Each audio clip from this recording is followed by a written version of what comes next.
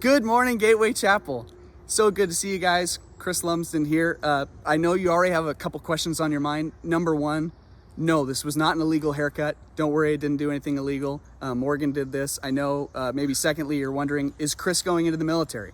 No, I'm not. High and tight, but I'm here to stay. I'm told this will grow back soon, and I'm not going to turn around because there was a little bit of a mistake made in the back. So we're just going to pretend like that's not happening, and maybe I'll be wearing more hats in the near future.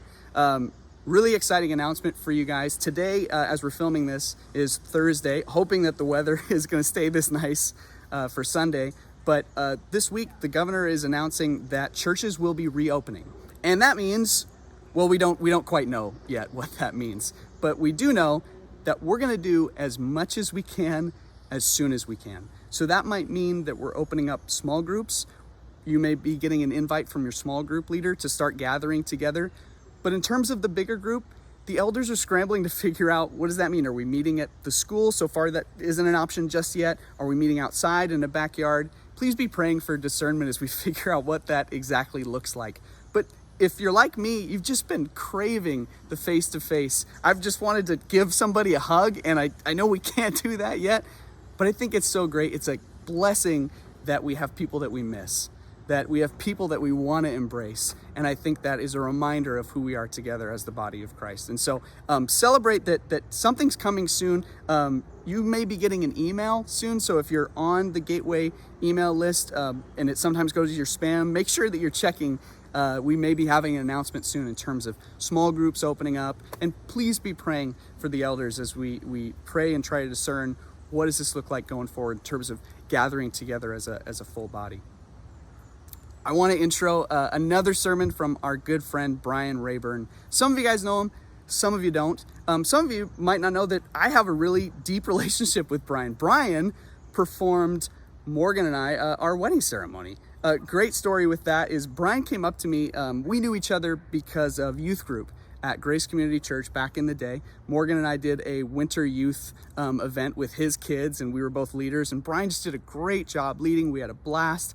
And Morgan and I asked that he would perform the wedding. And Brian came to Morgan and I and he said, you know, I could do you just chalk normal wedding, but I want to write something different for you guys. And I remember that it was awesome, but I also remember almost nothing about it. It's one of Morgan and I's biggest regret that we don't have a video of our wedding. So if you were at our wedding and you have some sort of video, can you please let us know? Because I'm pretty sure Brian killed it. And I remember something about like a painting, something about a Rembrandt, just perfectly in Brian's style. But if you have video of that, that would be awesome. Just know that Brian is one of the most kind and loving and supportive guys. He's also just full of energy. He loves the Lord. He loves us, people at Gateway. And I'm really excited for him to be preaching again this morning. So please pay attention, write down whatever he says to write down, because I know God's going to be speaking through him this morning. And please enjoy the message from my good friend, Brian Rayburn, today. Blessings to all of you. Can't wait to see you all in person very soon. Good morning, Gateway. I'm really glad to be with you again this week. I get into 3 or 4 near accidents every week. I'm an excellent driver if you ask anybody other than Megan and the Department of Transportation. The problem is an intersection by my house. If you know where I live in Ventura, California, it's kind of a beach community. And so our neighborhood is stocked full of vacation homes where tourists are in town and visiting the beach. When you exit the highway from my neighborhood, you come to a stoplight and you're immediately forced into choosing one of 2 lanes. The inside-most lane, the far left lane, is always the right choice. That's the lane that you need to go to the grocery store, to get gas, or to go to the beach. Inevitably, every week, we're going through the intersection and some car on the right-hand side who's unfamiliar in the right side lane, who's unfamiliar with the neighborhood, realizes that they need grocery, gas, or a tan and decides to come into the appropriate lane, my lane, nearly missing my bumper. Now, this is the moment where I pray and ask Jesus how long I can lay on the horn and still be a Christian. It's also the moment where I realize why I'm against church bumper stickers and church stickers on cars. Because I'm going to lay on the horn, someone's going to look at my sticker and think, and that's why I'm Methodist. I get home and I complain again. Megan, someone nearly took my bumper off again. She's sick and tired of hearing about this complaint. My father-in-law has this phrase that every time someone complains or talks about a struggle or discouragement, he said, it's all for your salvation. It's all for your salvation. I know he's right, that God works all of these things out for my good or the good of others, but I don't want to hear it. I just want to complain. I'm annoyed. Have you noticed an uptick in complaining lately? I thought it was just me, and then this week I talked to a friend of mine in Seattle. She works in retail, and she said, Brian, these last few weeks, it feels like every customer is complaining and griping and bickering. Maybe quarantine, maybe COVID-19 starting to get to all of us. I know I'm etching the number of weeks we're in isolation in the wall like a prisoner waiting for release. I started a list of things we complain about regularly. See if you find yourself in any of these. We complain about waiting in lines, drivers, traffic being too fast, traffic being too slow. We complain about bad customer service. We complain about our job. We complain about our bosses and their decision. We complain about how much money we're paid or how much money somebody else is paid. We complain about the cost of living. We complain about housing. We complain about the government, politics, politicians, taxes, our culture, our spouse or lack of a spouse, our children or lack of children. We complain about our church or people who attend our church or people who work at our church. We complain. This morning, I want to look at a passage in Philippians chapter 2 where Paul's going to address this very issue. I bring it up because at the end of our time together, I think there are three truths, three realities that when we choose to not complain, not to argue, not to bicker, we're drawn into Christ and formed more into his image. We give ourselves over to the truth that this is all for our salvation. If you have your Bibles, go ahead and open up to Philippians chapter 2. Philippians chapter 2. I'll catch you up on where we're at in Philippians chapter 2. Paul is still imprisoned in Rome, is responding to a number of issues that came to him from the church in Philippi in a letter. And so he's going to respond to these issues. He's already responded to one or two of them, but he's going to continue to couch or frame all of his responses in this idea that you are to be unified. You're to have one spirit and one mind among you in the church. Did you know that of all the topics Paul covers in the New Testament, he talks about unity more than any other? It's so important that Jesus, in his final prayer before his arrest and crucifixion, prays also that we would be unified. It goes directly towards our testimony to the outside world. This is helpful because although we disagree on a number of things, maybe a number of theological sticking points or politics or what the government should or shouldn't do or whatever it is, all those things must be subservient to the greater agenda of unity and love. That we as the church don't agree about everything. And that's one of the things that makes the church so unique and so special. That despite our disagreements, we still come together and we love one another. We care for one another. We serve one another. And so Paul's going to address some of the things in the passage we're going to look at in Philippians chapter 2 that chip away at, that take away from that unity. He's going to say in verses 6 through 11 that it begins with the mind of Christ. That if you've been encouraged at all by his grace, if you've been comforted by his love, if you enjoy what we have here in this church, then start with having the mind of Christ. It's an attitude of I want to love and serve those people you've placed around me. Lord, give me the mind of a humble servant that I put others first.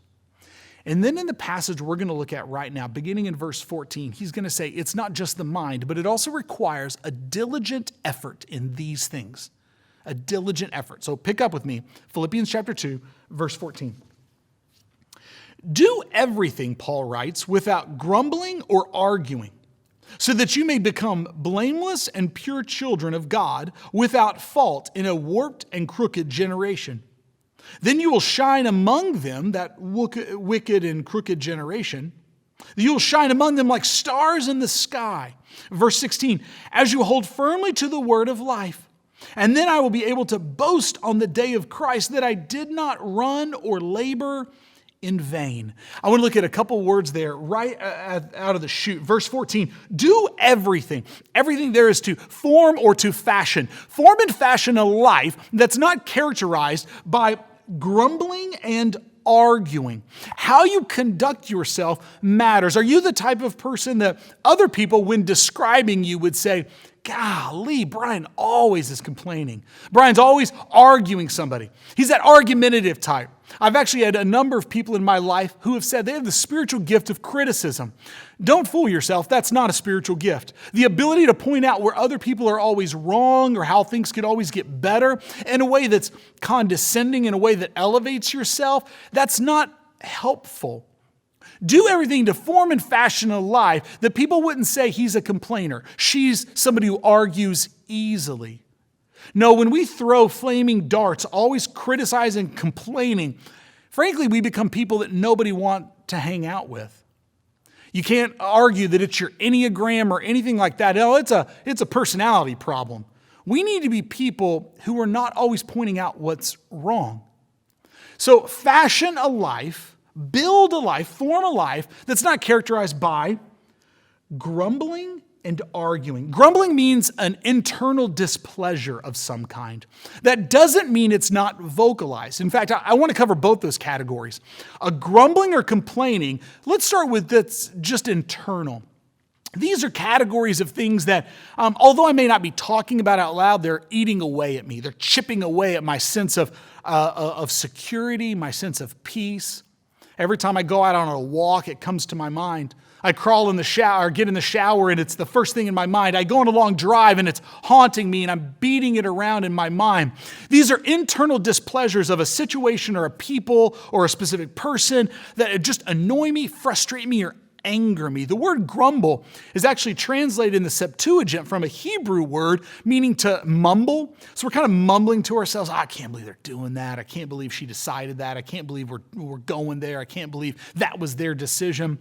We're not necessarily talking to other people about it, but it's chipping away at our sense of serenity and peace nonetheless. When you have these issues, does it create just bitterness and angst in you, or does it lead you to prayer?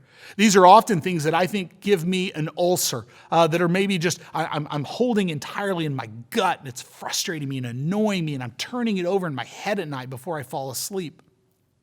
I have this spiritual practice during my devotional time where often I'll get comfortable. I'll put my hands on my knees and I'll kind of settle myself. And then I'll just close my eyes and see what the Lord brings to my mind, convinced that that's what the Lord wants me to be praying about. Often those things are situations or people that well up within me joy, comfort, a situation where I just feel a sense of love and gratitude. But sometimes those issues that I'm mumbling, grumbling about, that I have that internal displeasure come to my mind. And I don't find myself necessarily immediately offering those things in prayer. I'm getting worked up. I'm getting angry. I'm rehearsing some debate or conversation in my head. Well, you know what I would tell them if I ever got the choice or chance? Internal displeasure. Make sure that you're taking those things into prayer. And it's not just creating bitterness or anxiety within you. But the second grumbling or complaint are often vocalized. This is when we're turning a complaint into a cause. When we're around this group of people, we're always talking about him or her and their failures. Be cautious that you're not talking to somebody about a person under the guise of it being about a problem. We do that, don't we? I want your advice about how to deal with this situation. It's really my opportunity to vent about this person. Be careful when the conversation's really about a person and not a problem.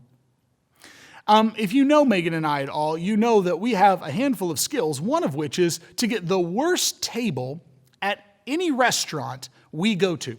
If we ever go to dinner together, I would advise you to get there early before we arrive so you'll get a decent table and we'll join you. Because if you wait on us, we're just going to end up eating in the parking lot.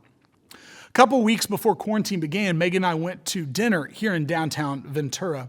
And sure enough, just like always, we got seated at a table for two, very small, right next to the kitchen door.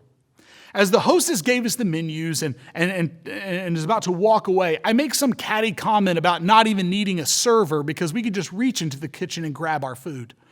She walks away, and Megan reminds me that it's not her fault that we're sitting there, and that wasn't very kind. She was right, and I immediately felt embarrassed.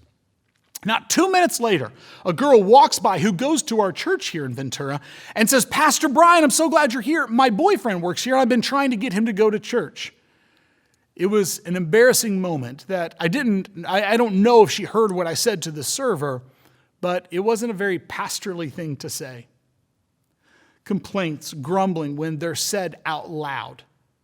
Really, whenever we complain, it's an assault on the plan and the provision of God. Whenever we complain, it's an assault on the plan and the provision of God. God, this certainly wasn't what you intended. God, this certainly wasn't what you wanted. God, you certainly couldn't use this. God, you couldn't use this for my good or the good of somebody else. God, you're not going to provide in the situation. It's better for me to just complain about it rather than actually seeing this overarching idea that God might have a plan for even this situation. Hold your finger right here in Philippians chapter 2, and I want you to go back to the book of Numbers, Numbers chapter 14. The spies have just come back from the promised land, the land of Canaan, and they're going to give a report to the Hebrew people. And to all but Caleb are going to say, "We can't do it, guys. We can't go in. We can't go in because they're huge. We'll never be able to take the promised land." And so they decide to rebel. And look at God's response. Numbers chapter 14. The Lord said to Moses, "How long will these people treat me with contempt?" That's the Hebrew word for grumble. How long will these people grumble? How long will they refuse to believe in me in spite of all the signs I have performed among them? God says, don't they know after all this time and all that they've seen that I use all these situations for their good, that I provide for them, that I've got this plan bigger than they can imagine, and this might actually be an important component in that? No, we complain, which is ultimately an assault on the plan and the provision of God. And again, it's really the first step to a rebellious heart, a hard heart, a heart that's not grateful or expressing gratitude.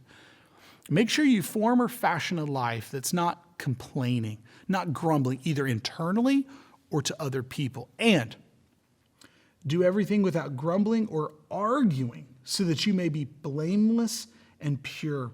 Arguing is a disagreement with another believer, but it's characterized by being mean-spirited, and lacking love.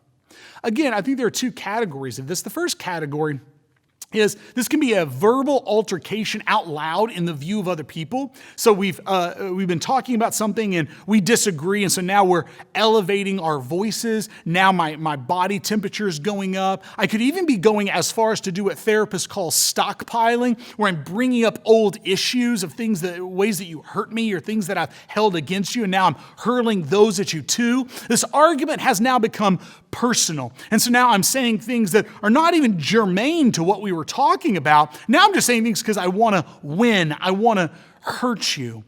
But these public and very noticeable arguments often happen in the digital space a lot. This happens when we respond to people on Facebook and on Instagram. Now we're using all caps and we're using equally condescending language and a condescending tone, because what we need in that moment is to win, to be proved right, to be justified. But he's going to say, if you want your intentions to be pure and blameless, you're going to have to let some of those things go, because these arguments are in view of other people and they're chipping away at the unity, the one spirit, the one mind that we're supposed to have. When these arguments are in view of other people, ultimately they're really damaging. Now, I'm a fan of what Ed Catmull, the president of Pixar, calls creative abrasion. Creative abrasion is where we can have a competition of ideas and a competition of who's got the best idea or the best tact on how we should do this or what we should do. But when the complaint becomes personal, when it's attacking, when it no longer feels like we're just talking about why we think our idea or our position is best, that's when we need to pause and consider, has this now become something that's damaging our unity, damaging our sense of well-being? I've got a couple questions that I'm asking in these categories right now. One, is this conversation about the problem or the person? Is this conversation about the problem, or is this conversation I'm having right now about the person? Are the words I'm using helping or hurting it? Would I talk this way if the person were present with us right now? When our conversation degenerates into an argument, it's often in public, but it can finally become some kind of cold, avoidant relationship. And these are equally damaging in the church. It's where Miss Smith no longer talks to Miss Roberts. And so Miss Smith comes in on this side of the auditorium, Miss Smith sits on that side of the auditorium, and they no longer interact with one another. Maybe something happened years ago, and they never resolved that issue. And so when we talk about arguing, it's not just raising our voices, it's not just yelling, but it's an avoidant relationship. I don't want to talk to her, she doesn't want to talk to me. I don't want to talk to him because we never settled that issue. And so we just avoid one another. Everybody's living in Zoom world right now. And so I'm sure you, like me, are having multiple Zoom calls every week. There's a function in Zoom, the Zoom platform, that allows for breakouts. And this is where if I have 20 or 30 people on a Zoom call, I can break out those participants into individual calls of 3 or 4 people or 5 or 6 people. And then when the time limit has expired that I set up, they all come back into one big call. There are 2 ways you can do breakouts. One is manually, where I say I want this leader with these students and this leader with these adults or whatever. But you could also do it where the algorithm or the program sends them out to groups. And so it's random. Let me ask you a question. If we were to have your entire church in a Zoom call and I was to say, we're going to have breakouts now and I'm just going to let the computer decide, would there be anybody that you're crossing your fingers really hoping doesn't end up in your Zoom group, your breakout? To ask the same question, if we were to put your entire family, aunts and uncles and cousins and dads and moms and parents and in-laws and outlaws, everybody in there, and I would say, breakouts, we'll just let the computer decide, would there be anybody in that group, in that call, that you would say, oh, please don't put me with him? Ultimately, what you mean there is we've got some unresolved conflict. We've got something that we probably need to talk about. And so I'm going to encourage you to go back to Matthew chapter 18, where we're taught to resolve conflict. It does not mean that we need to arrive at a place where we agree about everything, but it must mean, it can't mean anything less than we've got to arrive at a place where we can love one another, where we protect the unity of the body, where we're of one mind and one spirit about this overarching program of the church and God's intention with the church holding out the gospel as light in a dark world. If you're grumbling about something, take note of it. It means you care. And that's good. That's good. It means you've got some invested interest in that. It could be something that God's calling you to serve in.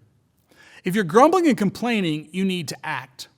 And here's what I mean by that. You may have a better idea. You may have what they need to know.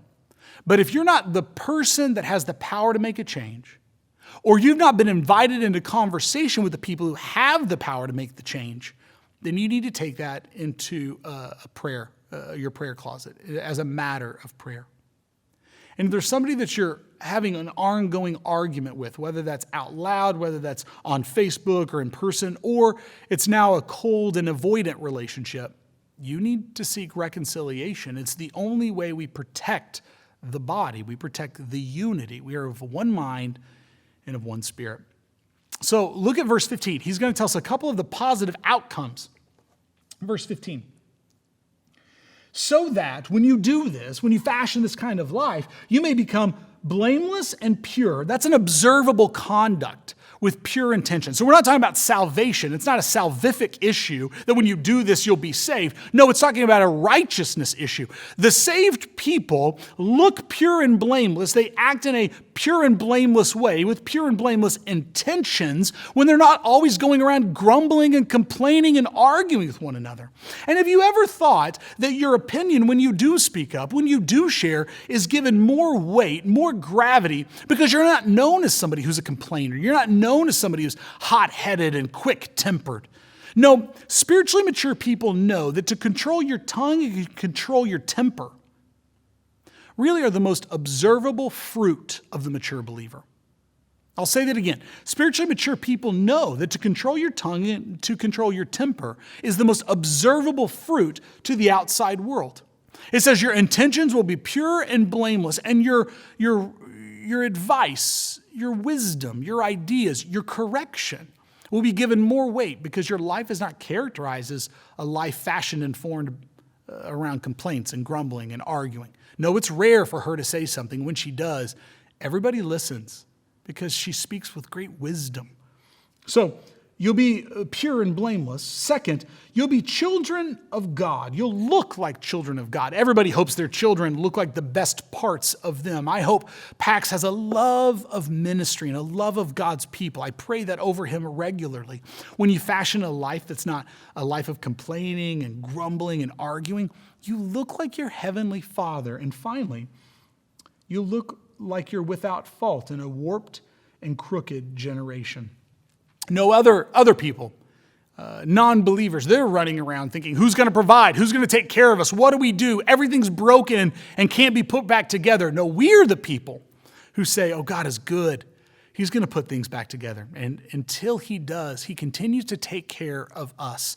You'll look different in a warped generation. Let's keep going. Verse 17. But even if I'm being poured out like a drink offering on the sacrifice and service coming from your faith, I'm glad. I rejoice with all of you.